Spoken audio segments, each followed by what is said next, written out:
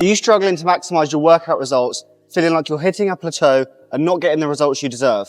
Well, you're not alone, but today we've got something that could change everything. What's up? I'm Lockie, and in this video, I'm going to walk through the best attachments to use for each exercise to target every muscle effectively. Whether you're into strength training, cardio, or functional fitness, knowing the right attachment to use can make a huge difference. There are a variety of attachments available, each designed to enhance specific exercises and targeting their muscle groups effectively. Today we'll break down which attachments are best for each type of exercise, helping you optimize your workout routine. Let's talk about the limitations and inefficiencies of using the wrong attachment or no attachment at all.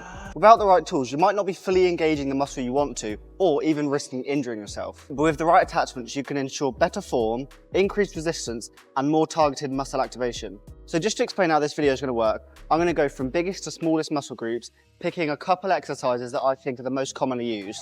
And within those exercises, I'll pick the most commonly used attachments and explain which one's the best and why. So without further ado, let's crack on, starting with chest. So the first exercise we're going to do for chest is the cable fly. And for this exercise, it's a toss-up between D handles and cuffs. So the D handles are great for chest flies because they allow free movement and they give a proper solid grip on the hand. But the grip with the D handles whilst you're doing chest flies can get a bit uncomfortable because they're putting all the strain through your wrist. Whereas the cuffs provide the same free movement as the D handles, but don't allow any grip to take place. So there's no strain going through your wrist. You're literally just flying at the shoulder, which is ideal. So because of that, I'm going to give this one to the cuffs. The next exercise we're going to look at is the seated cable bench press. And the two attachments we're using are the D handles and the straight bar. So although the straight bar gives you a fixed grip, this doesn't replicate the bench press well enough for it to not make a difference which one you do. If I had to pick between barbell bench press or cable bench press, with that bar, picking barbell bench press all day. But D handles, on the other hand, again, are a great grip to have, allow you to get a really deep stretch and a really strong contraction at the top of the movement. So this one just has to go to D handles. There is no doubt about it. Right, that's chest done. Let's crack on with back. So the first back exercise we're going to look at is the seated cable row. And the two attachments we're going to look into are the close grip bar and the D handles. So whilst the close grip bar might be a good option for stability and keeping your arms in a fixed position, I prefer the free movement that the D handles give you. And especially with these D handles from Gympin, you still get the knurling on the bar, you still get the metal feel, but you're able to choose the position in which your elbows are pulling to change the targeted muscle. But if we're being super specific and talking about lat only training, if you are wider, you might want D handles so you can have a slightly wider pulling grip. And same with if you're thinner. You'll be able to have a slightly thinner pulling grip. If you're using a close grip bar, you can't change the width in which you're pulling at. So I'm going to give this one to the D handles. The next back exercise we're going to look at is the lat pull down. The attachments we're going to be testing are the D handles, the long pull down bar, and the mag grip. So for lat pull downs, using a long bar will help you achieve a wider grip, which although may sound counterintuitive, will help you target your upper to mid back. So if you're going to use the long bar, be aware of the fact it probably won't target the lats as well as you want it to, and you're probably better off using it for upper or mid back exercises.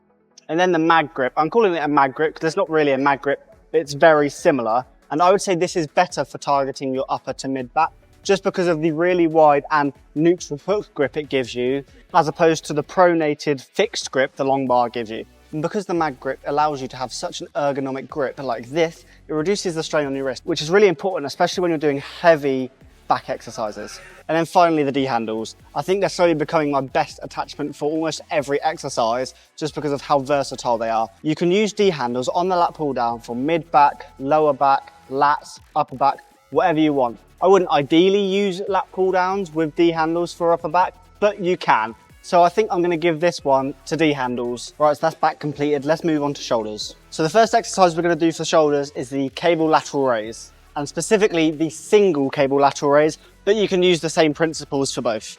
And this is going to be a toss-up between the D handles, the cuffs, and no attachment at all. Right, so there was an obvious two that were better than one, and them two were the D handles and the cuffs. Because using no attachment at all didn't feel right on my wrist pulling up to the side. You could grip the ball with the cable through your fingers to have a neutral grip, but then it wouldn't feel right because the cable would run through your fingers and rub, and it just wouldn't be able to feel right. And if you're doing a heavier weight for the lateral raises and you're only holding the ball, then you wouldn't really have much of a good grip on it. So moving on to the D handles and cuffs, the D handles again had a really ergonomic feeling grip, super controlled and stable, didn't have any complaints for the D handles at all. And obviously you have a neutral grip, so it's a very natural feeling movement for you to do. whilst holding the D handles. But that's a very similar story for the cuffs, except you don't even need to hold on to anything. You're literally just hooking the weight essentially onto your wrist or your forearm and raising your arm up. So for that reason, I think it's got to go to the cuffs because it's a super natural feeling movement. You can have your wrist in whatever orientation you want, and you're not limited by your grip if you're doing super heavy weights on the lateral raise because you're not holding anything, you're just hooking the weight essentially onto your forearm. Right, so the next exercise we're doing is the cable shoulder press. And this is going to be a toss-up between the D handles again and the straight bar. Right, so I'm not going to lie, that was a difficult one because they both felt really good. It was a really nice feeling movement. However, I think the fact that the bar keeps you in a nice rigid form, but because it's a cable attachment, allows a bit of free movement, is perfect for me. So I've got to give this one to the bar. And also because the D handles, because they are converging, that means they have to diverge at the bottom, and they diverge quite a lot. And that can lead to a very weird feeling movement because your arms are going further out and out and out. But, like I said, both decent, but the bar's the one for me, I would say, on this one. Let's crack on with biceps. So for biceps, we're going to be looking at the pronated and the supinated cable curl. So for bicep curls, we're going to be looking at the straight bar, the D handles, and the rope. Right, so for me, this one's an obvious winner, and it's the straight bar, because the straight bar keeps your hands in a solid fixed grip, whilst also keeping your palms fully supinated. And the more supinated your wrists are in, the more isolation your biceps get. That's probably why it felt better for me. I would definitely consider using the rope and the D handles for bicep curls on the cable machine. But if you're thinking about isolation and how good the attachment will activate the muscle you're trying to target, the straight bar's a no-brainer for me. So it's got to go to the straight bar for this one. Now let's look at pronated curls. And for the pronated curls, we're going to be looking at the straight bar and the D handles. So for the pronated curls, I think it was a fairly obvious one for me. As soon as I did the first attachment, using the straight bar for this exercise really hurt my wrist. Don't know if it's something that everyone is going to experience, so it might not be a universal thing with that attachment. But as soon as I put the D handles on and started using the D handles for this exercise, the ergonomic feeling of the D handles on this exercise were second to none. So obviously you still have the same grip feeling as the straight bar, but you've got the free motion to turn your wrists or move your arms around, but while still targeting your forearms and your biceps. So this one's a no-brainer again. It's the D handles. Let's crack on with triceps, the final muscle. And the two tricep exercises we're going to look at are the tricep press down and the overhead extension. So starting with the tricep push down, the three attachments we're going to be critiquing are the straight bar, the extra long tricep rope, and the V bar. Right, so for this one, there's an obvious attachment that it's not, and it is the straight bar. It's a very weird feeling grip. Don't like it because my hands are super pronated and it's just very unorthodox feeling. So straight bar's out of the question already. And that leaves us with the extra long tricep rope and the V bar. So they're both very similar in the way you perform the exercise, but for me, there's one obvious winner, and that's the V bar. So let's talk about the problems with the extra long tricep rope first. And the first one was not being able to get full flexion at the elbow and allowing a proper stretch just because the rope is so long and it hits the top of the cable stack, even when it's on the highest level. And the other problem I had with the tricep rope was that the plastic balls at the end of the rope were really uncomfortable, especially when you do heavier weights and it forces the side of your hand into the plastic. It's really uncomfortable and borderline painful. And obviously you don't want an exercise to be painful when you're trying to fully exert yourself. So that is the reason why I don't like the extra long tricep rope compared to the V-bar. And now the V-bar, on the other hand, you are able to get full elbow flexion, allowing a super good stretch of the tricep, as well as a very good contraction at the bottom when your elbows are fully extended and your arms are in front of you.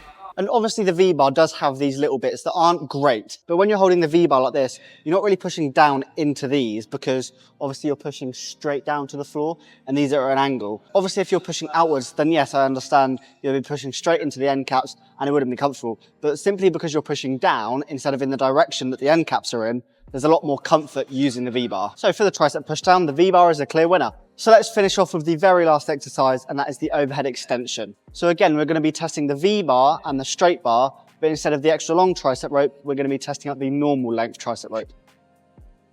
Right, I'm not going to lie, this one's quite a difficult one because they're all very nice feeling attachments to use for this exercise. But there are two that took the slight edge. And the one that didn't was the V-bar. For some reason, it felt really weird not having my wrists fully pronated when doing this overhead exercise. So don't quite know why that is, but the V-bar was not for me. And then it left a toss-up between the rope and the straight bar. And for me, the rope just felt 10 times better.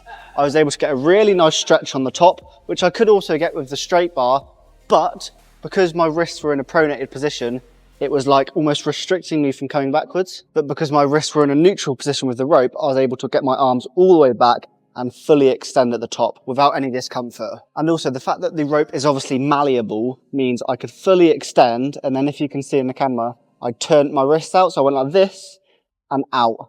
That was a really, really key point in making this exercise feel amazing. So the rope takes it for the overhead extension. So to recap, using the correct attachments for your exercises can greatly enhance your workout, improve your form, and massively reduce the risk of injury. Each attachment has its own benefits and applications, making your workout more efficient and targeted. If you enjoyed this video, click the card at the top right corner of the screen. It will take you straight to my most popular video that is ranking the most common gym accessories. Now it's time for you to try these attachments out in your own workouts. Give them a try, let me know what you think in the comments, and I'd love to hear your feedback. If you're new, hit the subscribe button and hit the bell icon so you don't miss a banger, and smash the thumbs up to let me know that you enjoyed the video. Also, let me know down in the comments what sort of videos you like to see, and if you enjoyed this one, because I love to hear your responses. Don't forget, I post every Saturday at 5 PM, so be ready at that time to watch the newest videos. That's all from me, and I'll catch you in the next one. Peace.